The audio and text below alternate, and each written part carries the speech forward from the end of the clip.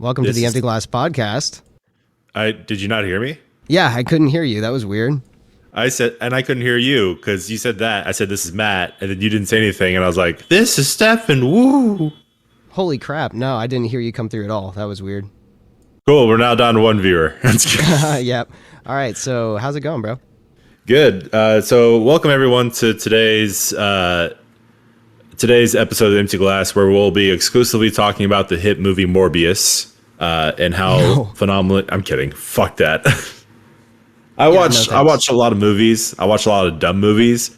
I'm burnt out on Marvel, and I am certainly burnt out on Jared Leto, and have absolutely below zero interest in watching that movie. You know, me too. I just don't care. Well, you haven't cared about Marvel stuff too much in a while. I've certainly hit my wall. Like the Doctor Strange movie, I'm semi fascinated in. Like I'm not invested in watching it, but I may watch it only because it's Sam Raimi, and I think he can breathe a little bit of fresh life into the movie, because Sam Raimi is just like really quirky in his filmmaking. Absolutely. I think Sam Raimi is like the reason why the original, well, obviously like Spider-Man kind of takes from Evil Dead, and I don't know, he definitely makes vibey films. The thing is he makes just really good campy films, and I think comic books are campy, especially with the, in my opinion, failed approach of No Way Home of, we're going to laugh and joke about, this guy's name being Dr. Otto Octavius, like, nudging at the audience, like, isn't this shit funny? Where Sam Raimi, he doesn't make fun of it. He just rolls with it. Like, it's corny, it's enjoyable, and I think that's the way to go with it. Like, if you're going to have a corny situation, if you're going to have fucking Benedict Cumberbatch in 2022 with a goatee and a giant red cape, make it corny. Let's go for it. I'm down. Yeah, I agree. I think that was kind of the draw to Spider-Man, like the Sam Raimi movies, and I always think back to the Doc Ock scene where like the arms come alive on the doctor, which is just straight Evil Dead, and Evil Dead and like straight up horror movie type stuff. And yeah, I'm excited to see more of that. I think he's going to bring some more of that to the table for sure. Yeah, or just a lot of these Marvel movies, just there's only a certain bit of them that I can really say has a voice in it, because all of them just feel so similar. That is Ragnarok, Taika Waititi, quirky, James Gunn, obviously, for Guardians of the Galaxy, and I guess Captain America: Civil War. I mean, that's still kind of generic spy thriller, but it's just a well-made movie. So no, I would actually only put, I guess, Ragnarok and the Guardians of the Galaxies as like movies that kind of stick out aside from everyone else. I forgot if I said this directly last time, but I'm pretty sure the director who did the No Way Home movies, those movies would have not been as popular and not as good if Spider-Man wasn't so strong of a character. I think if he was given any other Marvel character, those movies would have bombed pretty hard. Yeah. Because he didn't really do anything too new with any of them. And that's not his fault. You have these producers in the background saying, okay, we need Tobey Maguire included. We need Andrew Garfield included. I feel like I'm repeating myself. I think I said this last time, but it's just one of the situations. You almost said Andrew McGarfield again. I heard I know I did. In my head, I said it. Andrew McGarfield, guys. Only on NBC. Andrew McGarfield. He's going to get that damn dog. Toby McOtis. All right. So anyway, how's your week? It's been good, man. How about you? Good. I've been playing. Update. Last time I was talking about what video game I should get, and you said I should get the Tiny Tina Wonderlands, not Borderlands. Tiny Tina's Wonderland. Wonderlands, another hit video game starring Ash Williams. Not Ash Williams, but the girl from Ash. What you playing? Is it Ash Williams? I don't know. You know what I'm talking about? The Hey Ash, what you playing? I think so. What do you mean you think so? Those were like hit. You showed me that shit. I swear to God. Huh? Maybe. Ash Williams is, I think, from the Evil Dead. Actually, Ashley Birch. I don't know. I'll send you the videos later, but they were old school. Like, the brother would come in like, "Hey, ask what you playing." She's like, "I'm playing Star Wars," and had like a funny voice, but whatever. So anyway, she's voice actress of Aloy in Horizon, and she is a voice actress for Tiny Tina. Wow. I know I've said it on a previous podcast, but we're on Twitch now, so I can kind of reiterate. I fucking hated Borderlands 3. Yeah. It was fairly competent gameplay wise, story wise. It fucked over every single previously established character. I came out of it disliking pretty much every character that I previously loved. I was very glad that this game pretty much does not bring back too many new characters. It only handpicks a couple here and there. But it mostly was just its own game. The writing is, the writing for Borderlands, it's either you like it or you don't. But definitely in Borderlands 3, the writing took a huge dive down. Like it was not clever. It wasn't funny too much.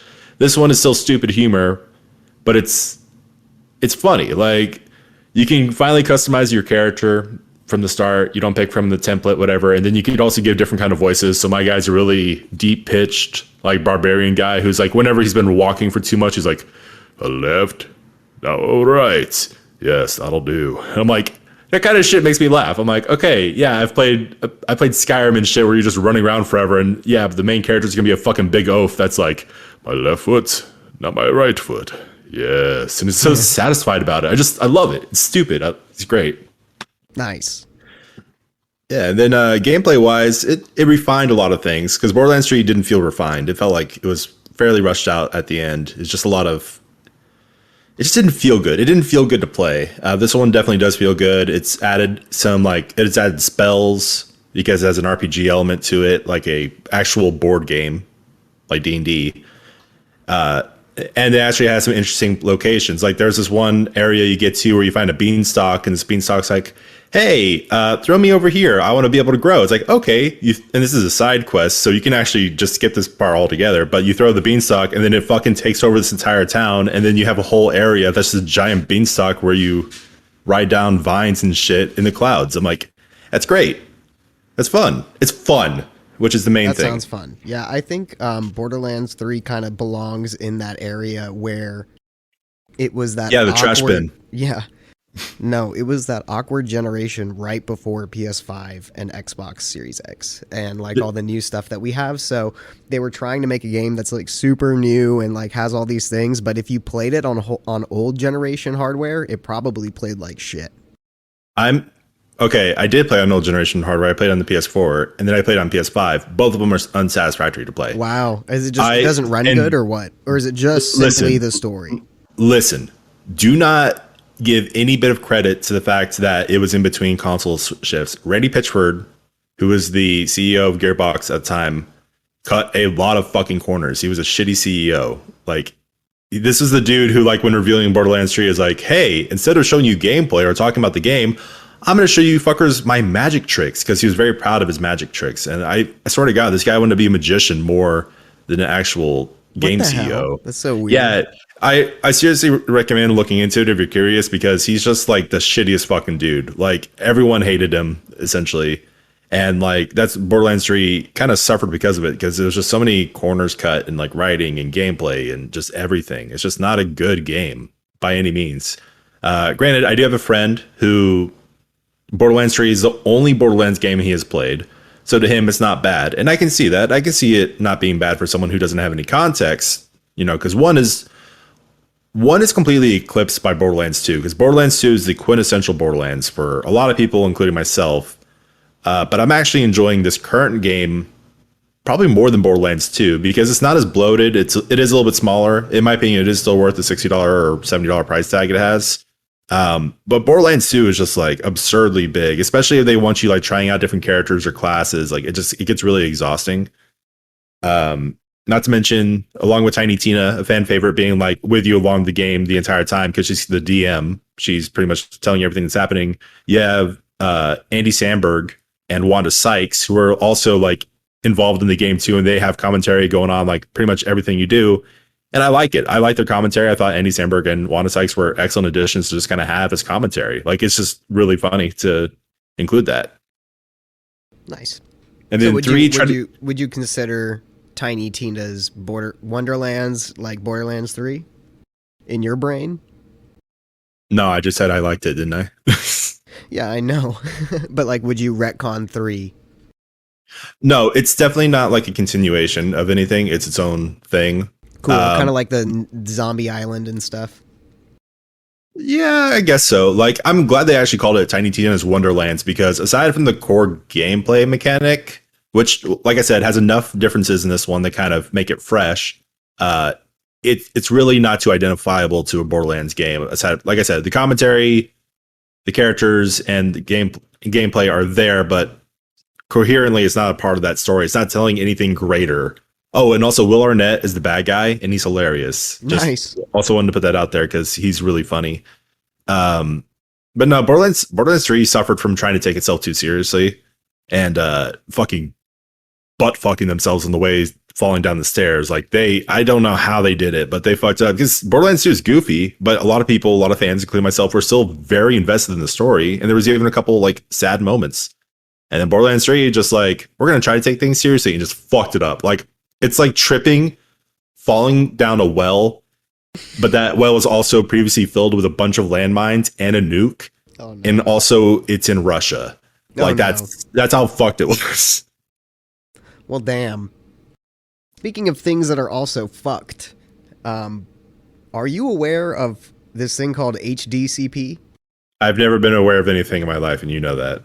That's very true, but just like, you being a gamer, also like experimenting with recording gameplay and stuff.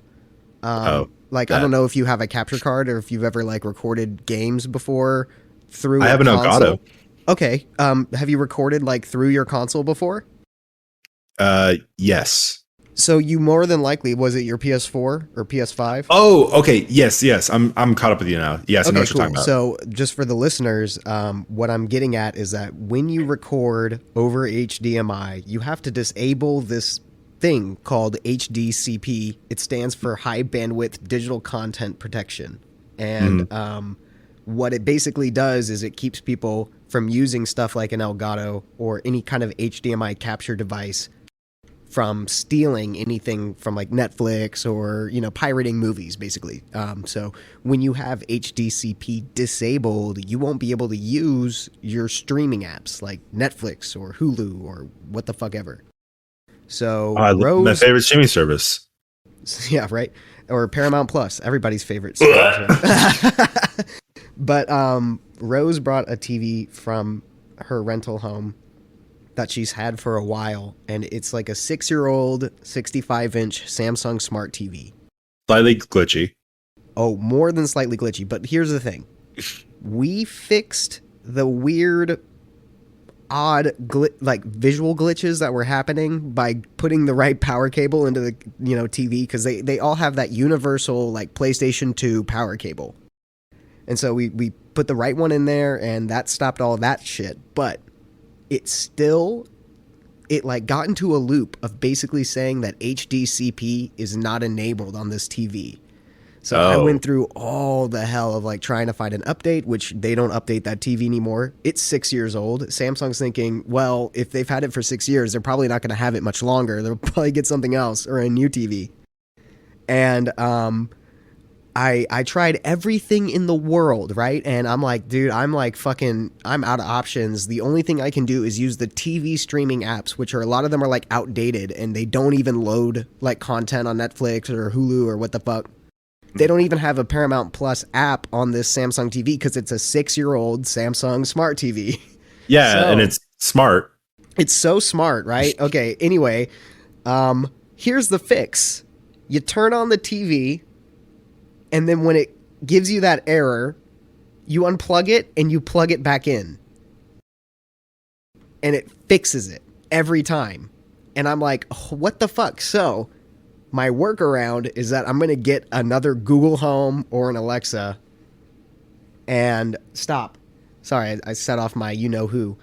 And I'm gonna fucking hook up my TV to that and then name it like TV. So I can tell the you-know-who or the Google to turn off and on the TV, because then it will have a full power cycle each time. I have no idea why, but from what I've read, it's because now HDCP is at 2.2 and that TV only supports 1.4. And I'm like, wow.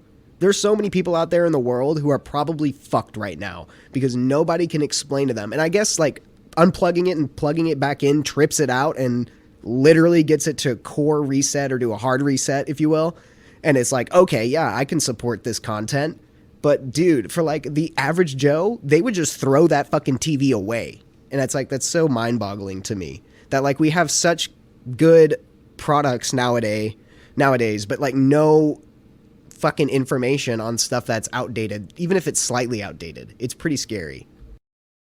Yeah, I mean, yeah, we've had a similar conversation, but it was more for phones in like a previous podcast where, regardless of how long phones actually last, with battery life or hardware installed and stuff like that, at the end of the day, companies aren't going to waste their time updating and making sure their outdated tech is still up to date. Because one, that's just a lot of useless resource, and two, it's going to keep you from buying the newest products. Like it's just right. It's just the way it is, which is kind of dumb. Like I could understand a battery life going down, but yeah, it's just dumb. Honestly, stop using TVs that are over 5 years old.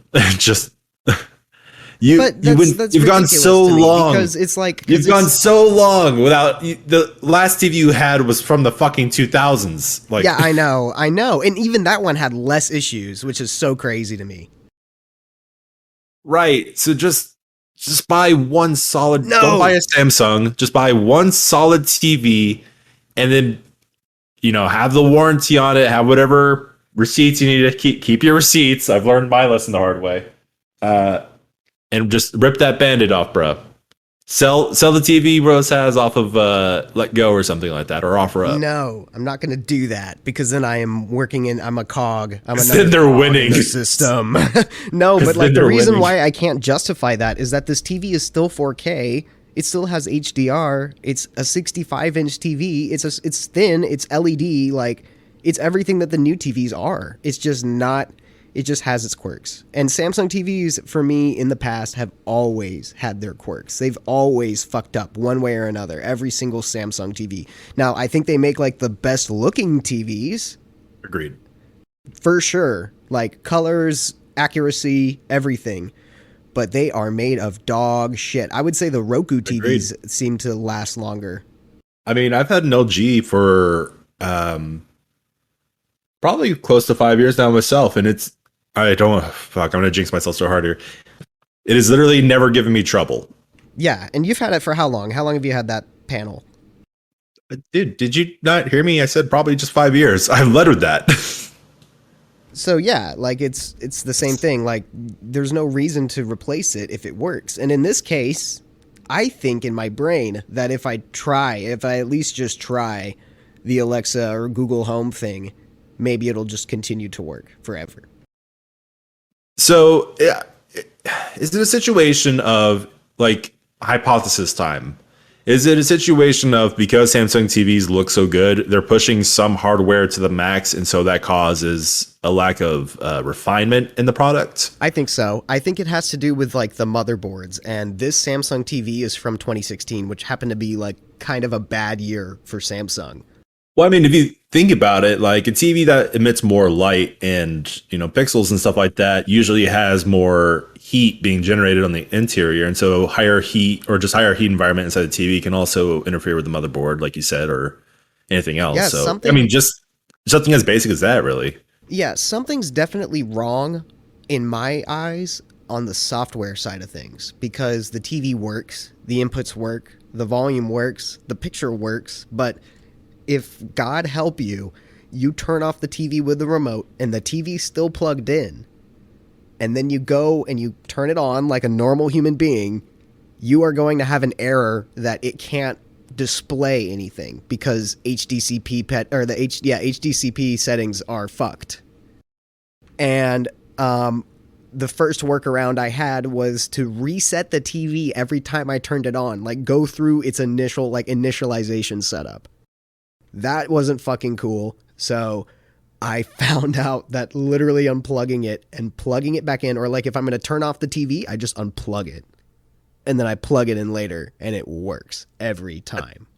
That's so dumb. It's the weirdest thing, man. And that was a good chunk of my free time spent this past week was trying to figure out how the fuck to get that TV to work. Because it's like, it's such a beautiful TV. It's great. There's literally nothing wrong with it except that, and it Except makes when me it goes angry. black when you're playing Kingdom Hearts. It did that because of the power cable. So since I've switched out the power cable, it doesn't do that anymore. I played. I picked up the Assassin's Creed Ezio collection on the Switch because it's $20 right now on the Switch store. Ew.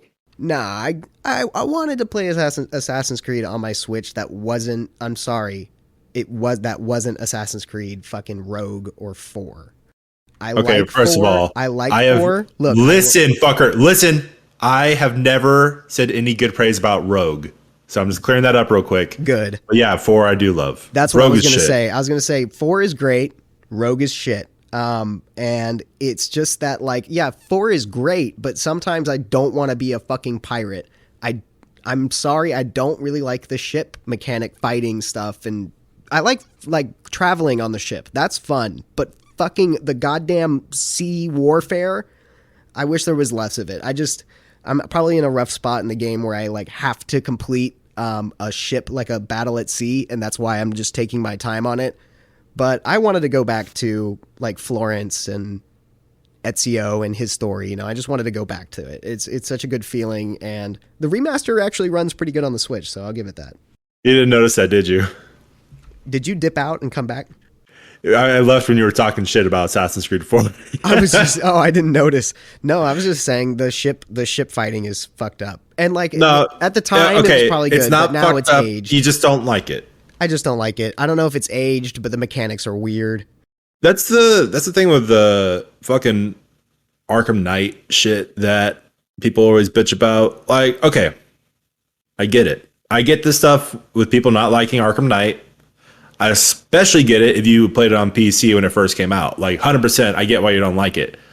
But people who fucking complain about like the Batmobile in Arkham Knight, it's like, oh, I hate the Batmobile. I'm like, it's not even that bad. It's very easy to be in the Batmobile. It's very easy to play it, and it adds a bit of fucking different gameplay from what you're playing the majority of the game as. And if what you played the majority of the past 2 games, 3 if you want to include Arkham Origins. And that's kind of my same thing about Assassin's Creed. It's like, if you don't like the gameplay, that's fine. But you know what? It's something different on the fucking technically 5th or 6th entry of that franchise.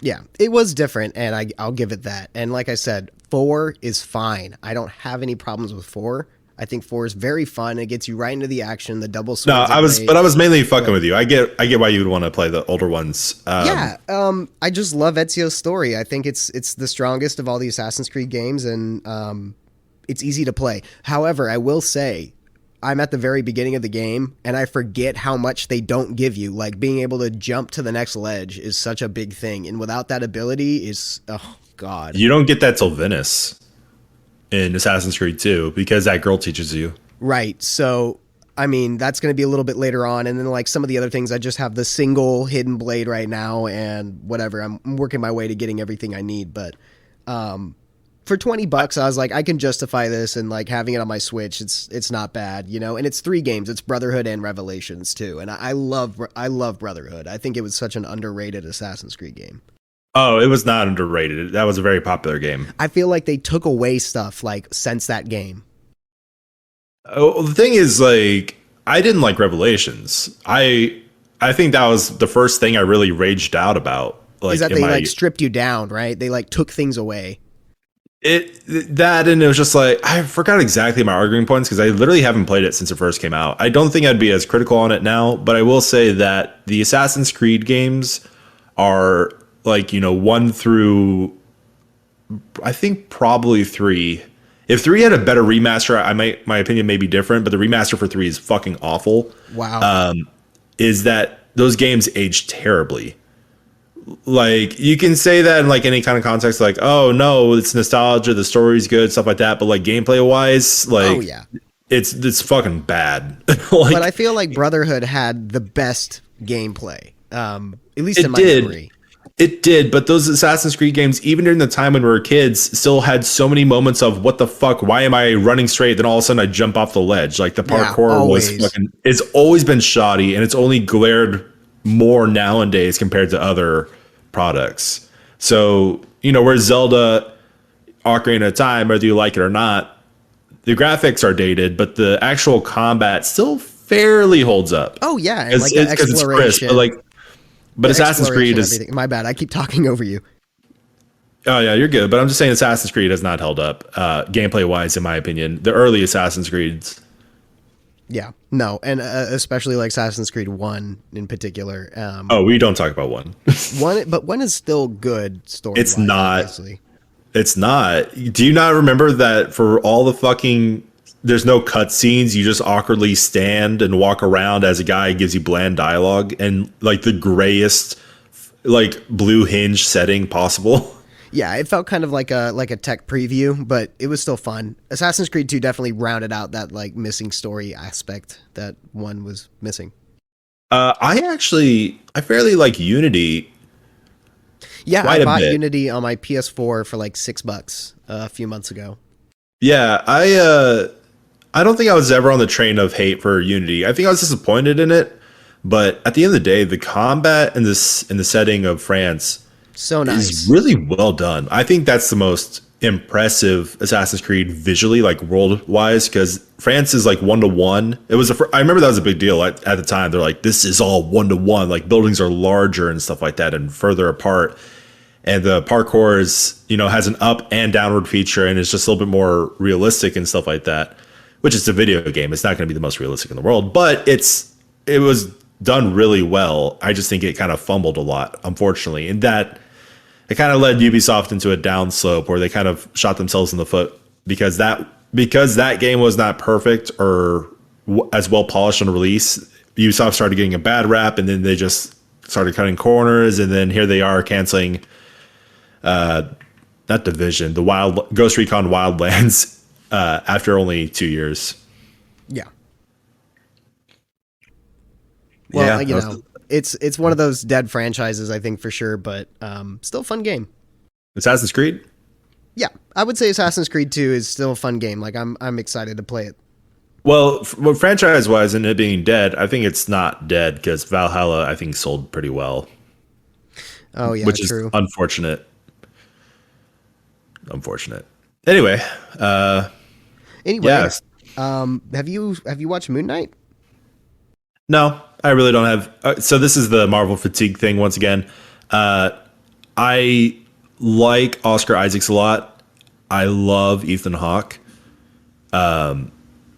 The only reason I don't love Oscar Isaacs is because I've only seen him in 3 movies that I really like. All 3 movies he's in. I literally like every movie he's in. But Ethan Hawke's just been around longer, so I had that love for him. So I think it has potential to be very, very good. But I just don't have any interest in watching it, honestly. Yeah, I got you. It's a pretty good show. I watched it. Rose and I watched it last week. I haven't seen the second episode yet, but it's pretty good. I mean, Moon Knight's really interested me for a long time because it's just a multiple personality kind of superhero situation, and that sounds.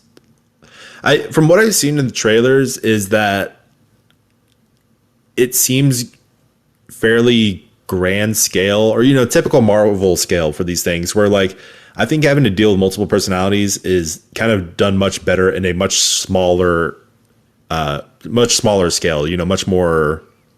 What's the word? Claustrophobic kind of scale.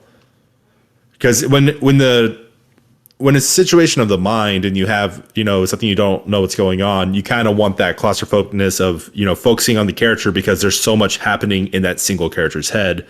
So when you get like, oh, I'm an international spy and I go here, we go to Venice or blah, blah, blah. It's like, no, at that point, it's more of a gimmick that he has multiple personalities. But then again, I've not seen the show. That's just the vibe I kind of get from what I've seen from the trailers. You're right. It's more like the other personality side of him is more like a narrator, and he just spends the whole time confused, which is warranted, I guess. If somebody was suffering from that, then that's probably the reaction that they would have. But I feel like they could have worked a little more scary elements or themes into those feelings, because Oscar Isaac is like a meek, kind of shy dude who is very soft-spoken. So I think they could have really worked more fear, more anxiety, and more uncertainty. Like I felt like, yeah, he was scared of these situations, but it was the same reaction every time. Like, oh my God, what's going on? Every single time. They never like go into psyche or have him get to the point where he's like having a breakdown like any person would. But overall, it's handled pretty good. I would say it's I'm gonna watch it more than I'll watch Halo probably. Well, the thing is, have you? I'm pretty sure I've talked to you about it, but have you ever watched the show Legion? No. I think it's on Hulu. I highly recommend you check it out because that is, in case you don't know, Legion is the son of Charles Xavier. And the From show is X-Men. centered, yeah, from X-Men. Audrey Plaza's in it, and she's fantastic as usual. And it's basically this mutant has multiple personalities, once again, but each personality has a different mutant power, and he pretty much, it varies just from like absolutely insane to just nothing, basically. And so they're in a psychiatric hospital from the beginning, and a lot of it is done in that kind of scale I was talking about. It's not always super small scale, and sometimes other people are involved, but for the most part, it's much more internal debating, internal stuff happening. Like there's a version that lives inside of him that is like a terrifying monster, and it does actually have like a kind of horror aspect to it a little bit. It's super well done, and it's super cheesy. Like at certain parts, like they have a whole dance number and stuff like that. It's a good trip. It really is, and I highly recommend checking it out because after watching that, that's why I'm kind of turned off by Moon Knight a little bit. Got it, Legion. Well, I would say give Moon Knight a watch, brother. Like it's definitely better than Halo, and it's way more worth your time. Got it, Moon Knight. You got Yeah, any it feels like topics for shit, me? don't it? Yeah, do. You got any topics for me? No, I mean, other than you blowing off my last topic, I'm kidding. I don't care. Beach. Are we at the 30-minute mark? I can't tell Oh yeah, because we you were. totally are because we started with 10 minutes of pre-roll. You are a fucking G, bro. Right at the 15-second mark. So at this point, do you want to do it? Do you want to do the plug? I'm drinking water. Okay, cool. Guys, make sure to follow us. Go to www.theemptyglasspodcast.com. That's where you can find us on all our different social links, and you can listen to us on different apps other than just our live stream on Twitch, which does happen at this point on Thursdays. So keep an eye out. Subscribe to our Twitch channel. Go to www.theemptyglasspodcast.com, and that's where you'll find us. Yeah, How was that? that was All right, 6 out of 10. B minus. B minus. B minus? Hey, okay, I'll take it. It's better than I thought. What is your feelings on Nicolas Cage? How do you feel about him? Goofy dude. Do you like him? Is he a sell for you for movies? In the Nicolas Cage way, yes. So I was on the boat that, a few years back that I liked Nicolas Cage. I really did. I liked him, but people are always like, oh, you want to watch Nicolas Cage and go crazy and stuff like that. Like, I didn't really see him like that. I mean, there were movies where he did go crazy and I kind of found that fun, but I was never like, oh yeah, Nicolas Cage. Yeah, blah. Awesome. I'm at that point now though. Oh, yeah. I've been on a Nicolas Cage kick because I've been watching some of his. Hold on. I'm getting a call from 2012. They're asking for you. Oh. Hello? Hey, this is Stefan from 2012. Well, your voice does sound the same because you haven't hit puberty ever. What can I do for you, Stefan from 2012? Stefan from 2012 would like to let you know that he just crashed his car. And, yeah, Nicolas Cage is the best, bro. You should watch him freak out in all of his movies because that's what he does. Nicolas Cage. All right, I got to go. I'll give you back to 2022, Stefan. Bye. Yo, what's up? This is a dumb bit. I'm back. This is 2022 me. Well, first of all, he wasn't even doing the super ragey shit by 2000. Well, he was a little bit, but it was later that I kind of started kicking off. Anyway, so I've been watching his recent movies like Mandy. Have you heard of Mandy? Mandy. So good to me. No. It is a drug trip heavy metal movie. It's fucking weird. I bought it on Blu-ray. I have a steel book of it. It's my only steel book Blu-ray that I have. And I fucking love it. It's so weird. It is a weird movie. Like it starts off with Nicolas Cage is with his like partner or girlfriend, whatever. and she gets like a cult leader basically like sees her and falls in love with her and like wants to like have sex with her, so they get captured. You know, fairly normal so far, but oh wait, no, how they were captured was the fucking cult leader summons these all leathered biker gang guys with like demon voices that were apparently mutated by heavy amounts of LSD and have like a knife boner dick that kills people and stuff like that. And then Nicolas Cage then proceeds, his girlfriend dies, and then he then proceeds to get a crossbow and a giant metal axe that he forged by his own hand, and goes on a drug trip, Scourge, to find these people. It's fucking weird. I loved it. I've never seen a movie like it, so it's a win. And also, I watched another movie, Nicolas Cage, called Pig. Did I tell you about Pig? I feel like I did. We talked about that a few episodes back. We did. I like that movie a lot. I like it a lot. Check it out. But I just a boner dick knife. Yeah, like you even that's all I got from that. Yeah, you even at one point see Nicolas Cage like walk around a corner and he sees a guy who's dead and his asshole has like knife wounds in it. No, are you serious? Not as like asshole per se. Like you just see like the kind of and it's like really it's a quick shot, but you see like just little cuts on like his butt cheeks and stuff. What the hell? This is seriously a scene from the movie? You're not just fucking making this up? Yeah, I mean, you don't see it happen, but you see the like aftermath. It's not super. That particular thing is not super gory. Nasty. I thought it was very lovely, so whatever. Got a very weird opinion of what lovely means. Well, but I respect it. I don't think you do. I think you think I'm a weird, dirty freak that likes weird butt stuff. Yep, that's exactly what I think. Moving on. So hey, you can. But buy you can buy. No, I'm not done. Would you watch a National Treasure 3 with Nicolas Cage returning? Yes. Okay, you may continue. All right, so Series X you can buy now. Almost 5 months to the fucking day. I don't want it. Cool. But, I mean, just putting that out there, guys. Now you can finally buy one for a non-scalper price, straight from Xbox. Yeah, but I don't want it. They did up the price by $50, though. But, Stefan. Yes? I don't want it. That's okay.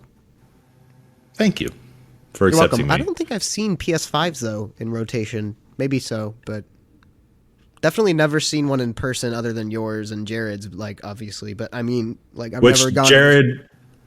Which mine was bought off a scalper, while Jared's was given to him by the gods. So, like... Yeah, that's very true. He got it launch day. But or his girlfriend. Yeah, his girlfriend got it for him for his birthday on launch day.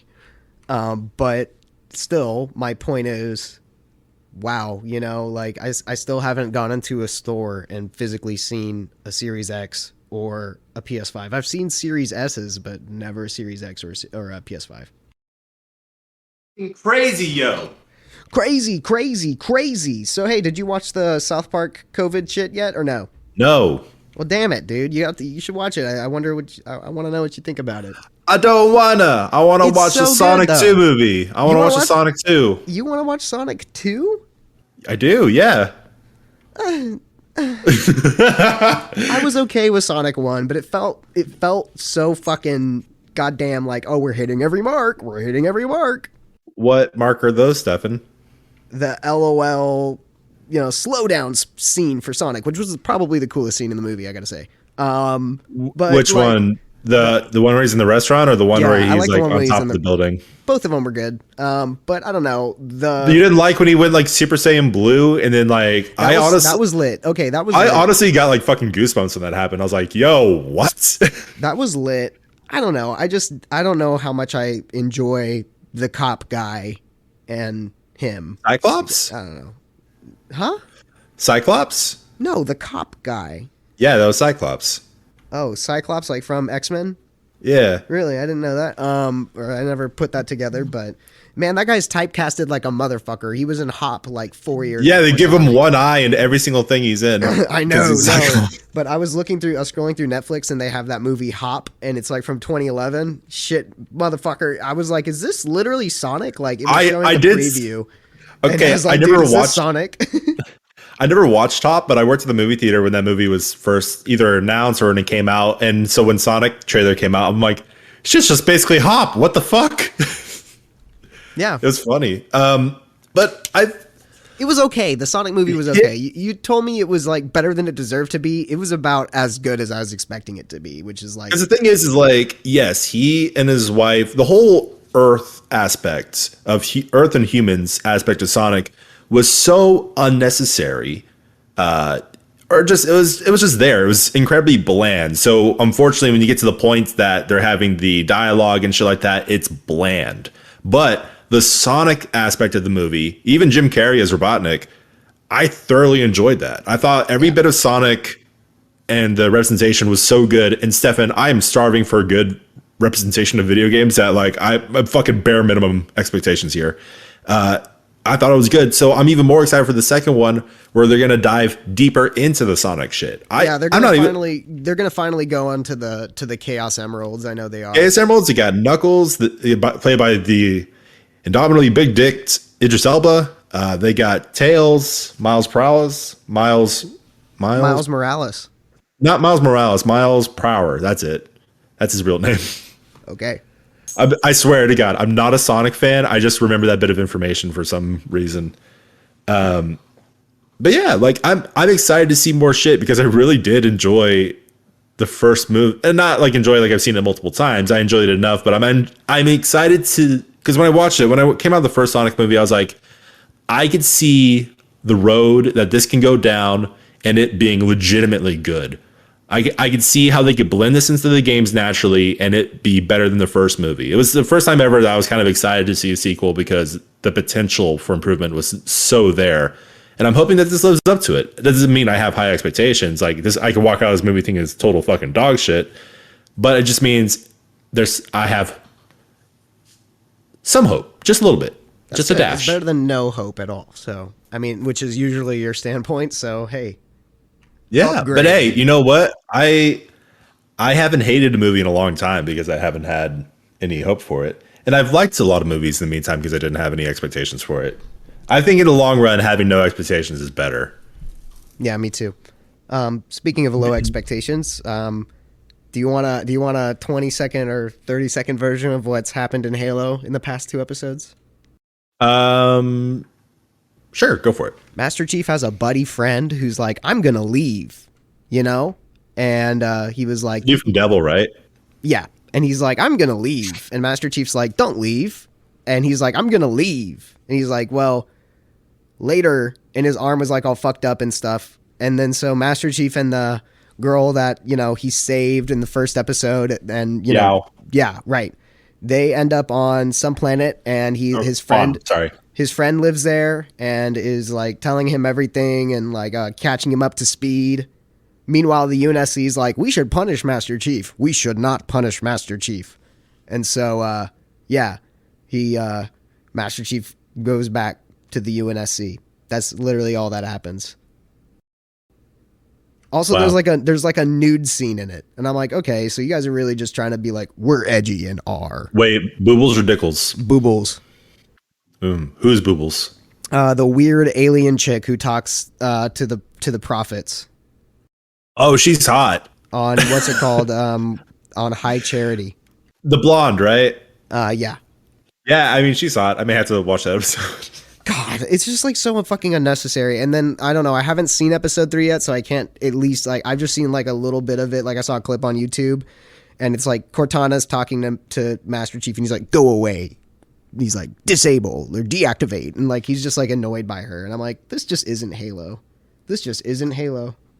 I think we've talked about it before. I'm happy that majority wise, don't get me wrong, it's still out there, but compared to like the 80s, majority wise, nudity and the quote unquote necessary sex scenes in like action movies have died down a lot. Yeah. Do you remember like 90s movies, like all the James Bond films, like they had just a really uncomfortable part of them making out. These 2 actors just making out, like pretending to have sex and everything like that. It's just like, and it's just like, why is this here? Every single James Bond movie, you mean? Yeah. And like, it's so weird. Looking back at it now, it's so odd, but I'm like, porn wasn't readily available. Like, this is how people got it. But like, I'm glad that for the most part they stopped doing that. Yeah, like the nudity in Halo is in no way sexual. She's just like, I guess it's to show her human side or whatever visually. But I'm just like, why? It still just feels out of place. Yeah, that's what I'm saying. Like, there's still a lot of it, and I think that probably had to do with Game of Thrones, because after Game of Thrones came out, they're like, ooh, nudity. Like, a lot of shows started doing it again, but now it's kind of dying down. That's what it feels like. Halo is definitely just like, hey, let's take pages from Game of Thrones, let's make it gory and show tits. Yeah. That's what gamers like, right? Yeah, gamers like tits. They don't give a fuck about any of the Halo lore that you guys have established over the past 6+ fucking games. They care about gore and tits. You like gore.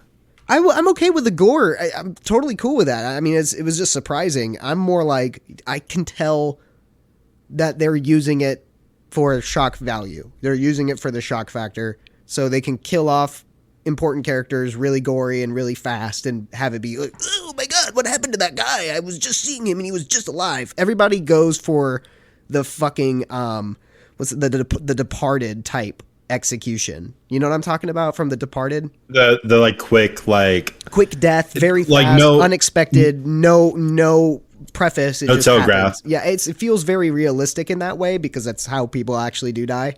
But since that and Game of Thrones, I feel like that's just the copy and paste that everybody goes for. They're like, how do we make it edgy? I don't know. Quick deaths that are surprising of main characters that people care about. Well, I mean, the show is basically diet, like everything. It's like diet Mandalorian, diet fucking Game of Thrones. It's literally just trying to do. I feel the show is almost pathetic because it's trying so hard. It's definitely to get all these like fucking, it's got the Halo property. It's going with this vibe here, this vibe there. It's like it's trying so hard to be light. It's like the nerdy kid who dresses all in black one day to try to fit in with the cool kids. It's like, dude, just chill. Be yourself. Yeah, like, get your own identity. I wish I lived in the universe where Halo was going to just be itself, Well, you're never going to, so get over it. I hope one day we get like a movie to fucking fix this or something. I would appreciate it personally, and if it just was a lot more classy. Well, speaking of gore, I watched a movie, I Want You Back, today. Is that a gory movie? I don't know. Not at all, no. It is a rom-com starring Charlie Day from It's Always Sunny in Philadelphia, Clint Eastwood's kid, Scott Eastwood, I believe Scott Eastwood, and Jenny Slate. And it's basically about Charlie Day and Jenny Slate are two different people who are in their own separate relationships, and then both their relationships end with the other partners wanting to do different things. They end up meeting and consoling each other, and then come up with the idea of, hey, why don't we break each other's partners up so they like crisscross over to each other's partners? I've seen that movie. I watched it. I know. I've seen that movie. Oh, really? Yeah, it recently came out. It was on Amazon. They end up like on a yacht at the end or something, or it's like a wedding. Yeah. That one. It's like super awkward because they figure out that it was all like a ploy. But then Jenny Slate and what's his name end up together. Charlie Day. Yeah, I've definitely seen that movie. Well, spoilers. Jesus Christ, Stefan. Yeah, spoilers for some people haven't seen it. Movie. No, I'm just kidding. For like an 8-year-old movie. It's not even that. What the fuck are you talking about? It's when not that old. When did it come out? Like recent. 2021. It came out last year. Oh, okay. Well, spoilers for Do the Right Thing. Whoops. I didn't know that. If it vibed like a 2015 movie or something, or I Want You Back. What did I say? Do the Right Thing. Do the Right Thing. That's a good probably movie. a better title. That's probably a better title, honestly. Yeah, but there's already a movie called Do the Right Thing, and it's a good movie. So. Yeah. So I watched the movie for the first time today, and God, there were moments. It was so weird because there were legitimate moments in that movie where I'm like, okay, they're doing something unique, but then they fall right back into generic as fuck, and I'm like, yeah, that sucks. That's my exact feelings of it too. And like, because I think there was room for, an interesting take to happen. Like, and I think this goes from me watching Always Sunny. Like, I've seen every episode of Always Sunny now, is that Charlie Day can pull off like a kind of satirical twist on a character. Like, because the whole idea of breaking up your partners, whatever, is a shitty thing. and people in It's Always Sunny in Philadelphia are shitty people. So I'm like, I could definitely see like where certain jokes could have still worked with the plot and the like each step they were going with. It just could have been funnier, and it wasn't. And I was just like, they really did push the envelope on the stereotyping and the usual shit that happens from a movie where you're breaking a relationship up. and they really didn't have too much of a romance. There was honestly more of a romance between Charlie Day and Scott Eastwood. The bromance between them. Yeah. Like, I was actually like bummed out when it came revealed because Scott Eastwood punches him in the face, rightfully so, because he tried to break him up with his fiance. And then there's no healing from that, which, you know what? Fair. I don't think that you could repair that kind of thing. But it's just like, I was like, I didn't hate it. It was just a very nothing movie. Yeah, very Nothing could ever be What If, which was probably my most recent favorite rom-com that I watched. I really enjoyed What If. With Daniel Radcliffe and Paul Dano's wife. I don't think I've seen that one. It's really good. Adam Driver's also in it. And he's That's where all the hilarious. memes come from like where he's Yes, like, yes. I just had sex and I'm about to eat nachos. Yeah, that one, and then also like the good soup one too, right? Where he's like good soup. I don't think that's from the movie. Or it might have It been. might be. Yeah, I think it might be. I've seen the movie like 3 times, and great. Now I'm gonna have to watch it again. You know, I just got my vanilla gelato. I'm gonna put a blanket over me and put on What If for the 3rd time and eat my gelato and cry. It's fine. That's right. I'm not even lying. I literally, not the crying part, but I did have like a vanilla gelato last night when I was watching the rom-com, and I was like, oh, you know what? And on top of that, I forgot what it's called, like a facial thing, like where they do like the chemical, A mask? not a mask, but like it was a burn. Because I went to a girl to get my hair cut, and she's like, hey, you have some acne. I can help you out and do a chemical wash for your face. I'm like, okay. So yeah, I got my face done yesterday, got my hair done yesterday, and then treated myself to some vanilla gelato, which she gave me. Hey, by the way, if you want to know how I keep acne from happening on my face, I can text this to you later. But I use Garnier toner On the spot. Yeah, on the spot. I use this stuff called On the Spot. That's like the main thing I use because what it does is it dries out that pimple so fast. It's more for like when you do have a pimple and it's forming, even if it's like doesn't have a head yet and it hasn't formed. That's when I use the On the Spot. But I'll use Rose's toner and clean my face first, and then I'll put On the Spot like in the certain spots I need it, and then for the rest of my face I'll just make sure it's moisturized. And that's pretty much how I keep, like, I just use like Lubriderm without like scents or any additives, or, you know, just use like a clean lotion that doesn't have any smell or additives.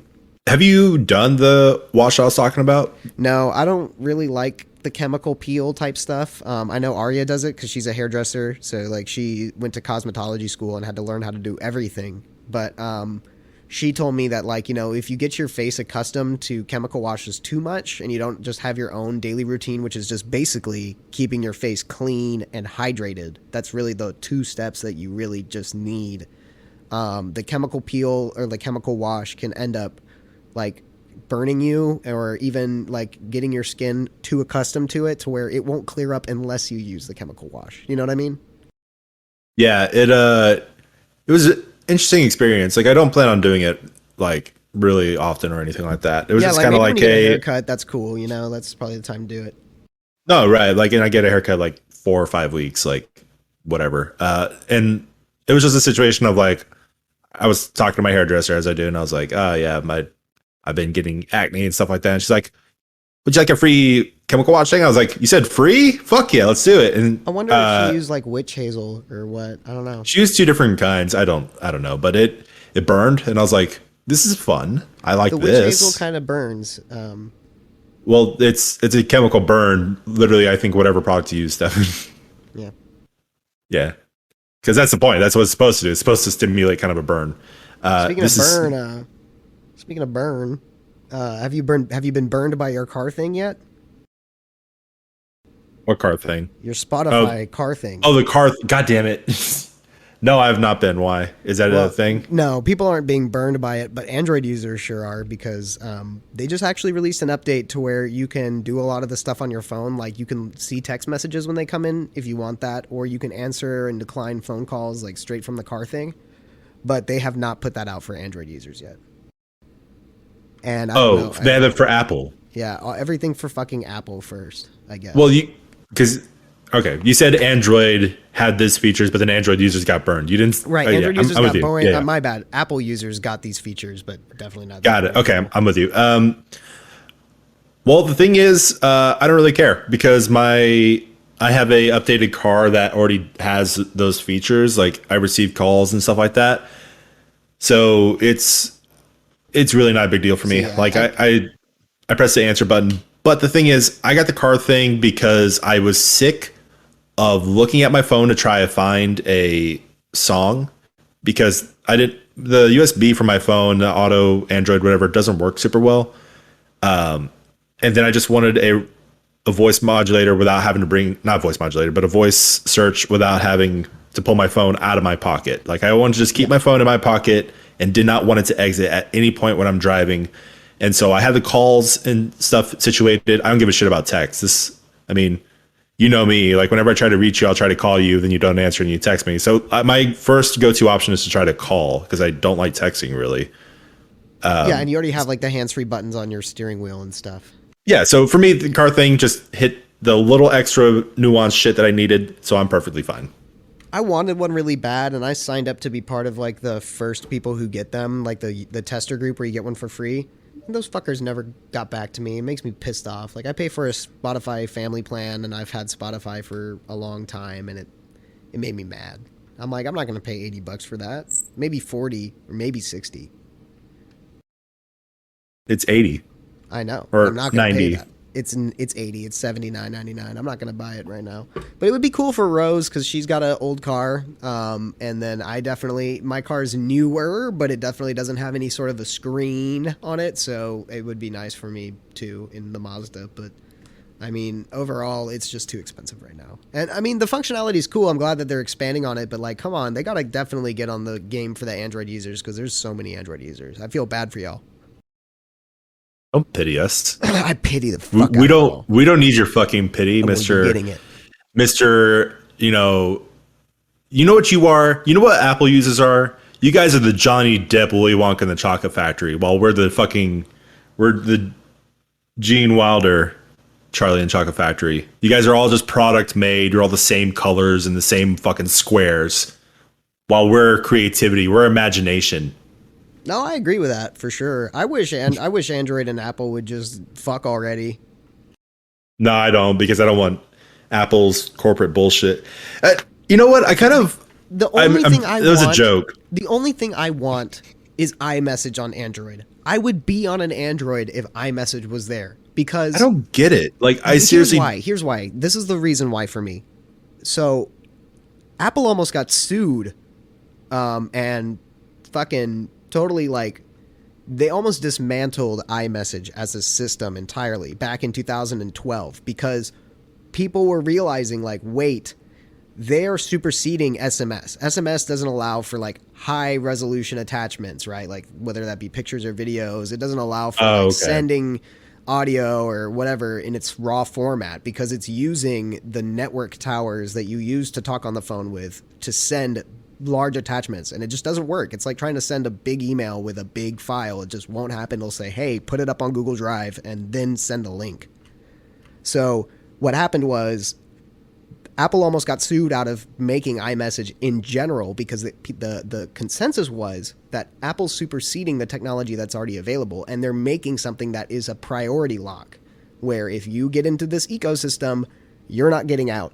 And they almost lost. And I'm wondering what the world might have been like if they did lose, because then SMS would have evolved alongside 5G and all the shit we have now, right? And we'd probably have something similar to iMessage. It might have taken a little bit longer, but everyone would have it.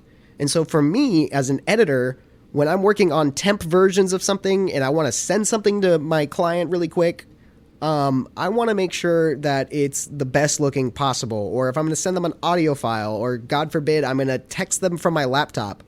That's all shit that's impossible to do with an Android.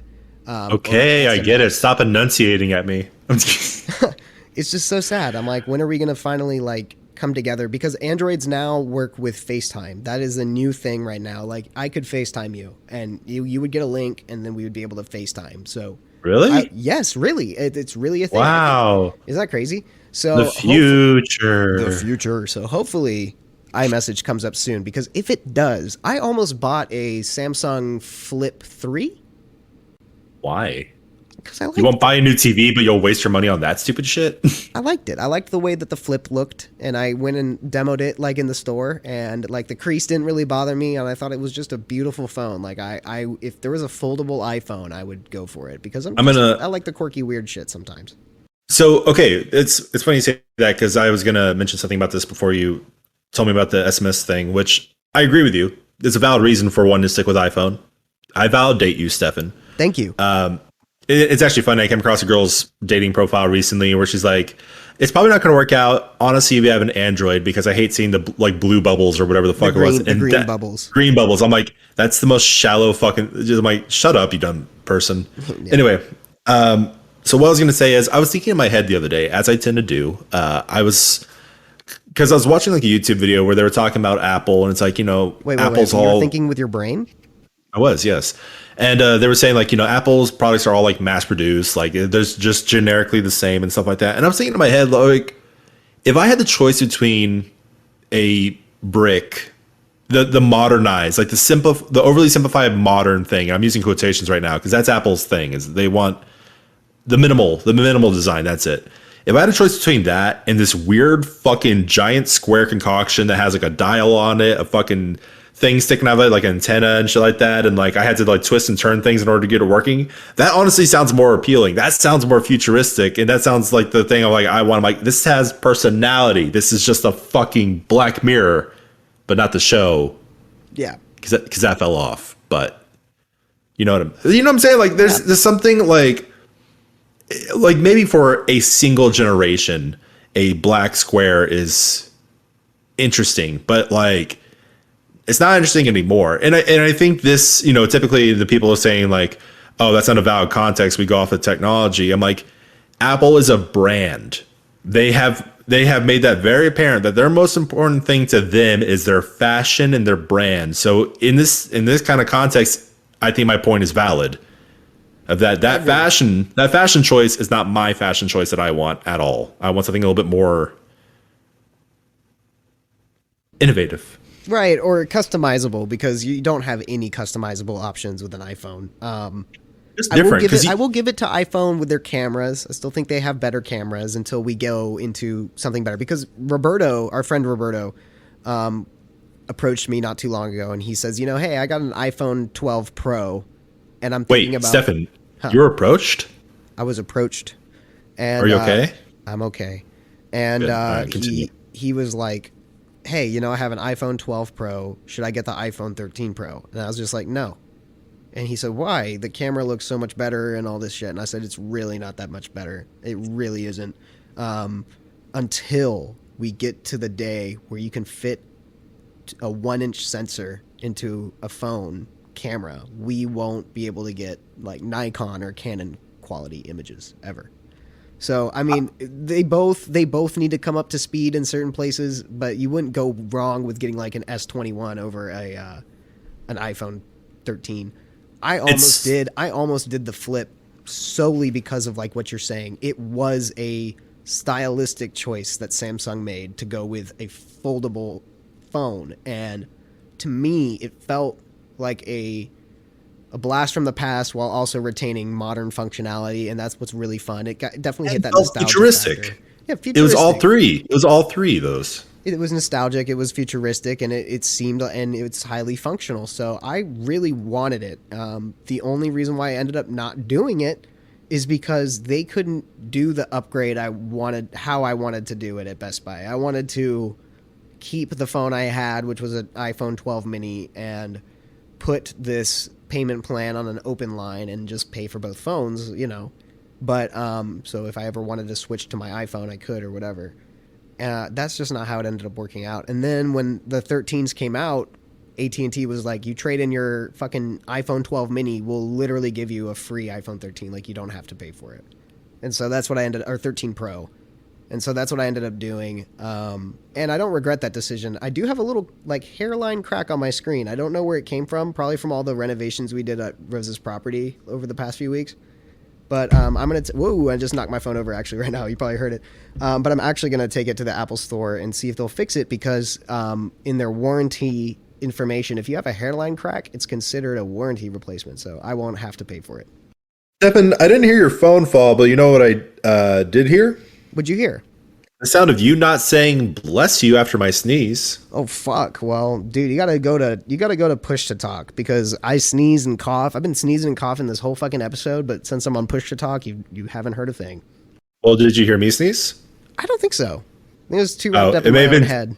You know what? It may have been too loud, honestly, because it was a very incredibly loud sneeze, and I played up a little bit. Oh wow, it was probably too loud. I can't believe I didn't hear it. I really didn't. I can't wait to go back and listen to this episode and be like, oh fuck, there's a sneeze. But it's funny because when you were saying, you know, buddy Roberto came up to you was like, should I get the iPhone 13? And you said no, and he's like, why? And I would love, and I think I'm the type of person that does do this in the sense of like, if someone asks my opinion and they say why, I'm like, because I fucking said so. Like, did you want to? So, bro, don't did you want to? You want my opinion, or do you want to just like hear yourself talk in an argument? Like, it's just one of those situations. I'm like, it's such a natural human response to be like that. Like, absolutely. No, and don't get me wrong. Sometimes I will intentionally do that, and that's just conversation. That's just how conversation is. You usually already have your opinion, and you're not gonna be moved, but you still just want to talk about it. Right. I mean, that's what this whole fucking podcast is, basically. Pretty much. That's a good way to put it. But we're two very different people that argue about shit all the time, and usually we do not come out with a different mindset. Nah, usually not. We have our feet firmly planted on the ground. I can't talk right now. Yeah, Sonic is the best movie ever. End of story. Okay, so see, there it is. There it is. Yeah. So no, Roberto agreed with me. He was like, "Yeah, I'm just gonna keep my iPhone 12 or whatever." But I don't know. I'm so sad that we still feel stagnated in that form of like.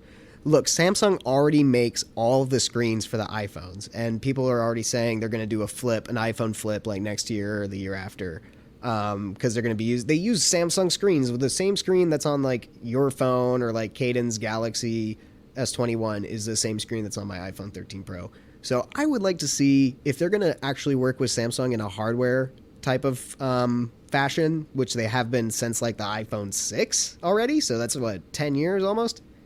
I really think that they should go ahead and move on to making it more connective with an Android phone. Like if I have iMessage, I should be able to send you an iMessage. I should be able to send you a video without having to upload it to Dropbox first and then copy the link and then send you the Dropbox link because I know that if I try to text you this video, it's going to come across at 144p and look like a toaster shot it. Well, you know what I think? I think all the people at home should like this episode, and they should follow us at the emptyglasspodcast.com. We actually still have another 5 minutes because we had 10 minutes of pre-roll. And if you follow us at the emptyglass.glass.com, you can see our Patreon of us filleting each other. Yep. Yeah, okay. We also will soon be coming out with an OnlyFans for the Codcast Empty Glass. In which Stefan will be wearing a single empty glass over his schlong. So it will not be an empty glass at that point, but it will be a very hairy one because Stefan doesn't shave. You know too much about me. Anyways, so I'm going to a couple concerts this year for the first time since ever. The last time I went to a concert was, I want to say... It was Incubus, like back in 2011. It's the last time I went to like a big concert. Oh, what concerts are you seeing? I'm seeing Josie and the Pussycats? Yes. Both Josie and then later on the Pussycats. Oh, they fell off. Anyway, you're going to see Matt Costa?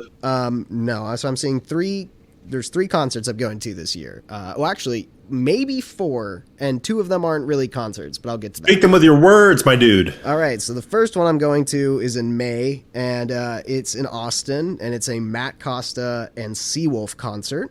I said that. I said Matt Costa. Did you really? I did. I said Matt Costa. No way. Yeah, so that's the first one I'm going to is Matt Costa and Seawolf. That's going to be in Austin. And then the It's next because you one, said Matt. You said Matt when I cut you off, so I was like Matt Costa, and then Matt like Costa. I guess you didn't hear it. No, I didn't hear it. So yeah, it is Matt Costa, in fact, and Seawolf. And then the next one I'm going to go to is, I believe the next one is going to be Trixie Mattel and Katya from. I don't know if you've ever seen that before. No, Wow, you should watch it. It's really good. They're watch both. what? It's called like you with a bunch of H's, and it's pretty raunchy. It's two drag queens, and they usually do the episodes like in full drag, and their editor is like the best Oh, editor of all time. I've seen clips of this. Their Okay, editor is like the best editor of all time, and their stories are funny. And Trixie Mattel actually plays music and does like covers, which have been great covers. They're usually country music type oriented, like slower versions of pop songs, but they're great. So that's cool. seeing them at the Majestic Theater, and then I want to try to see Weird Al because Weird Al's coming back. I really want to try to see Weird Al again, and finally Incubus and Sublime with Rome in Austin in August sometime. Cool. Yeah. I hope all that works out for you. You want to go to any of them? Sure, I'd be down. You should definitely try to look at the tickets at least for like Matt Costa and stuff because they're like $10. I was bummed because the last concert I wanted to go to that I ended up not going to because it was too close to my New York trip and I wanted to save some money, even though the tickets probably would have been dirt cheap because it was a guy who's not really super popular, he's just kind of up and coming. Andres, which I've mentioned before. I think I mentioned before on the podcast, but I definitely made you watch a few of his music videos. I love that guy. Yeah, it's really cool. I five fucking full blown into that guy. Like at the time I was a fan, but now I'm like, well, no, at the time I liked his music, but now I'm a fan. Like I've listened to like all of his albums, and I certainly would have liked to see him live. So I hope he will come back eventually because I think he was also touring with another band called I Met a Yeti, which is another band I really like, but they don't even have like a full album. It's just an EP. So just really kind of underground shit. People that haven't kicked off, in my opinion, as much as they should have yet. But so those are the only concerts I was looking forward to. Other than that, for the rest of the year, I have no other concerts that I have my eye on whatsoever. I'm not a big concert guy, just because like usually with loud noises, I'm not super great with them because my ears are delicate, Sensitive. I have sensitive nipples, ears. No. Well, okay, cool. I hope you get to see some more concerts, man, and you should definitely try to come out with us on one of those. I don't know which one sounds interesting to you. But None of them. nice. Just kidding. No, they all sound interesting. I'll have to. I've never seen Incubus live. I saw Young the Giant live, and that was a fucking badass concert. Young the Giant actually, fun fact, Young the Giant opened for Incubus at the concert I went to in 2011, and nobody knew who they were. Yes. Yes, and Samir, the lead singer, because I was right at the front at the railings, just like fucking vibing to I'm trying to think. Cough Syrup. Right, they played Cough Syrup, they played Islands, they played Apartment, they played Streetwalker. No, they played the main one, My Body, and like after My Body, because like some people were vibing it, but like most everybody was just waiting for Incubus. Like at the end of the song, Matt, I'm not kidding. At the end of the song, they would get this, Max. Woo! And, like that was it. It was so sad. So when I was like vibing really hard to My Body, Samir, the lead singer, noticed me and he's like, "You in the red shirt, you're fucking awesome." I'll never forget that. That's cool. I am not the biggest fan of their albums after Mind Over Matter. Mind Over Matter, because their first album, incredible. Second album, also incredible. Different, just a little bit of a different sound, but enough that I still appreciate both albums. And I saw their concert after they came out with their second album, and it was fucking badass. Like I love that concert so much. It was great. Samir sounded like just perfect. He sounded just like his recordings and everything. Like, no, it didn't sound like there was any kind of adjustment to his voice.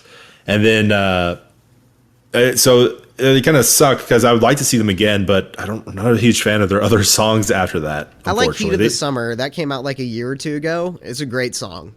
They're not bad. They're not bad songs whatsoever, but they did get a little bit more generic for me. Like their first two albums, like every song kind of had something to it, just had a little bit of different flavor. And then after that, the rest of the songs kind of started to sound the same a little bit, which you know, if you're into that genre of music, it each song probably sounds completely different. But with me kind of having left that genre a little bit, it kind of it started to sound the same. So that's where I guess the nuance aspect of it comes into play.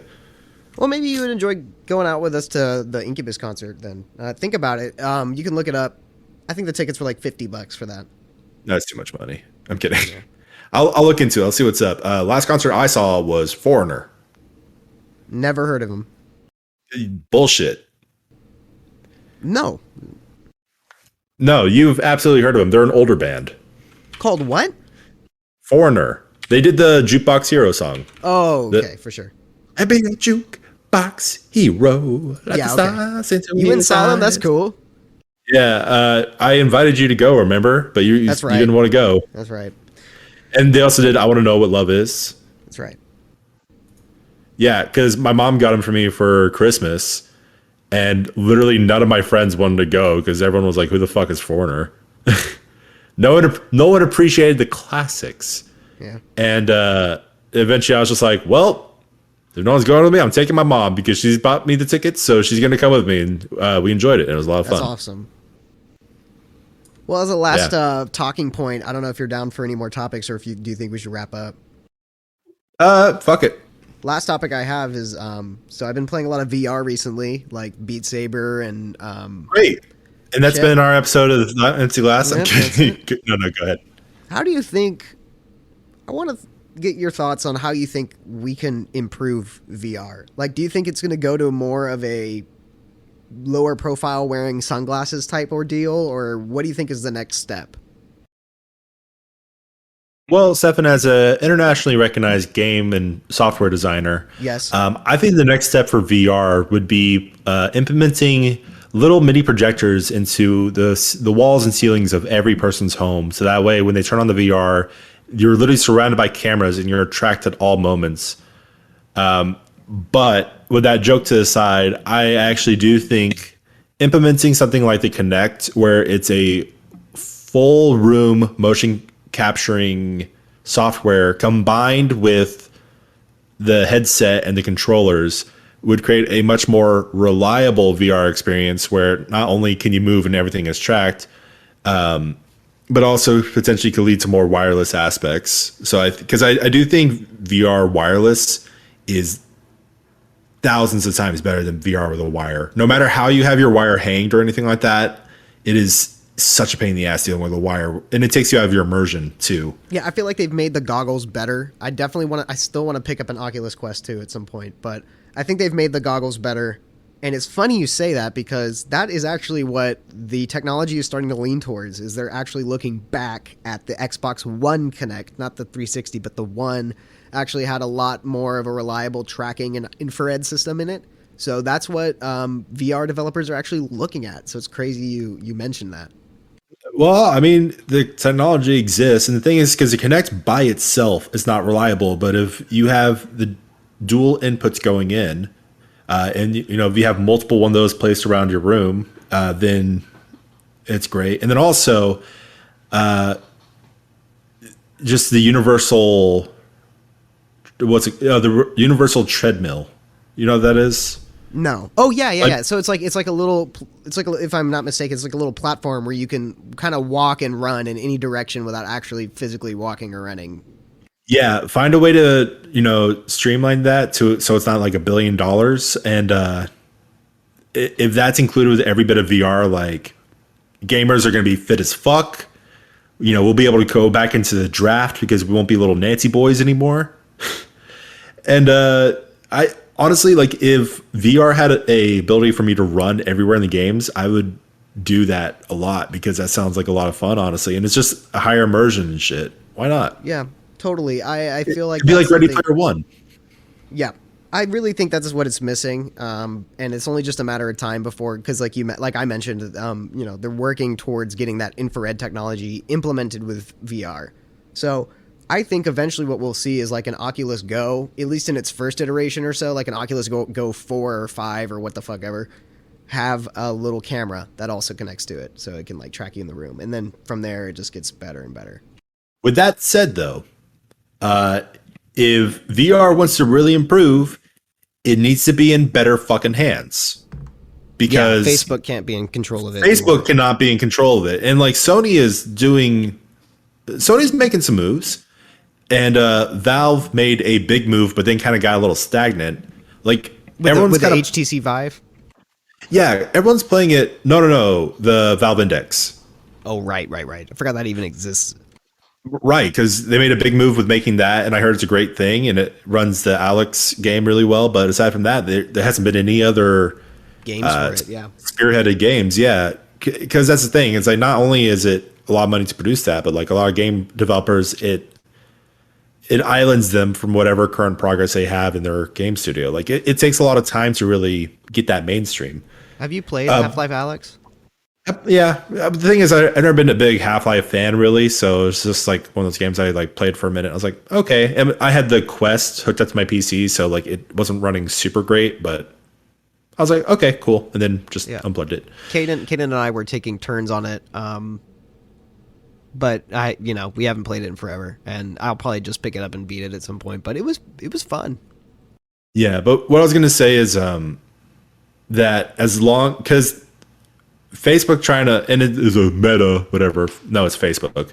Facebook trying to make the meta and make like a Second Life out of VR is the wrong fucking way to go. Because yes, there are a lot of people that like to be social in a VR landscape or like on a virtual landscape and stuff like that. There is a market for that, but it is never. This is going to be a thing where I'm probably sound dated.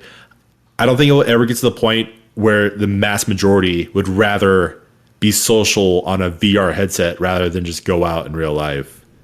Especially, well, the thing is, especially with our generation, or not our generation, but especially with a lot of people where they're like, they put effort into, it's a very health conscious generation. You know, they put effort into the body, they put effort into working out, you know, putting on their makeup, like, you know, guys, you know, having the perfect stubble.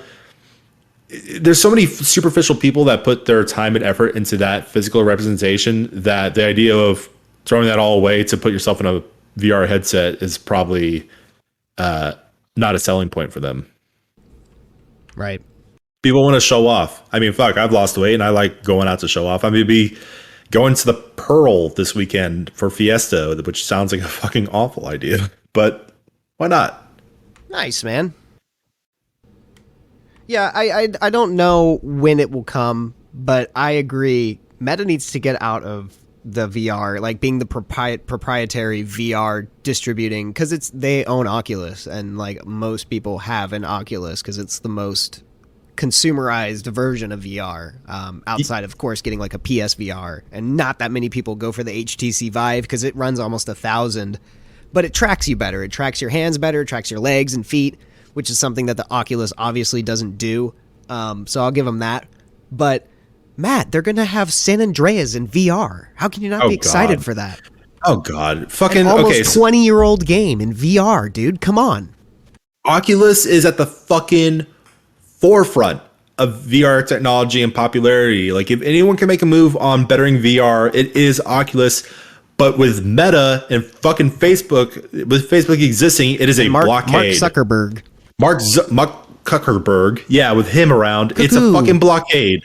That shit is gonna be fucking an obstacle in VR for way longer than it should be. Agreed. I can't wait. Yeah. We need something better, and it makes me not want to buy an Oculus Go 2, but then when I get on the Rift, I'm like, I really want an Oculus Go 2. Quest.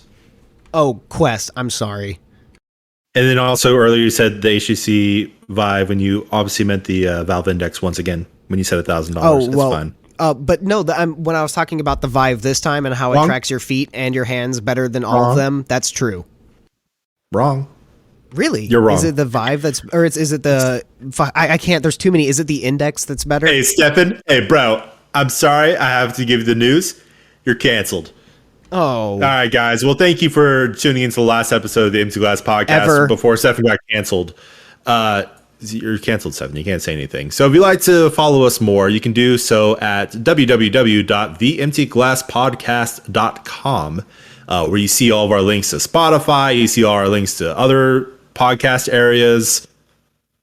And you can always join us, typically on Thursdays, in the Twitch chat, where you can comment and we can make fun of you. Anyway, that's about it. Stefan is once again canceled from the internet. His property should be being seized right now. I did get a text from him. No, don't take my fucking couch. What do you think you're doing here?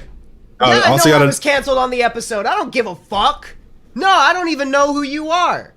You get out of my house, bro. No, you can't take the fucking TV too. Hey, I swear. Hilarious.